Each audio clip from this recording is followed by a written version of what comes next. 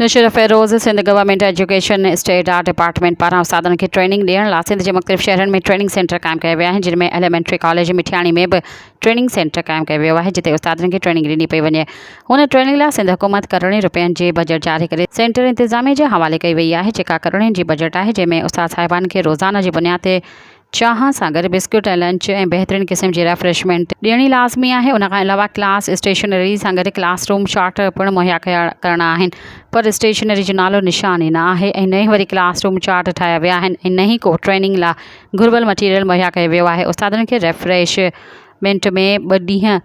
सिर्फ़ु बिस्किट जी हिकु फारिब ऐं 2 हिकु संबोसो ऐं 3 ॾींहं सिर्फ़ु ख़ाली चांहि ॾिनी वई। चांहि बि अहिड़ी जो जानवरनि खे बि न पीअणी हुजे। उस्तादनि जी जेका रेफ्रेशमेंट कराई पई वञे, ट्रेनिंग कंदड़ हिकु उस्ताद पंहिंजो नालो ज़ाहिर न करण जी शर्त ते ॿुधायो त सिंध हुकूमत ट्रेनिंग लाइ करोड़नि रुपयनि जी बजट ॾिनी आहे, जंहिंमें हर उस्ताद खे नाश्ते सां गॾु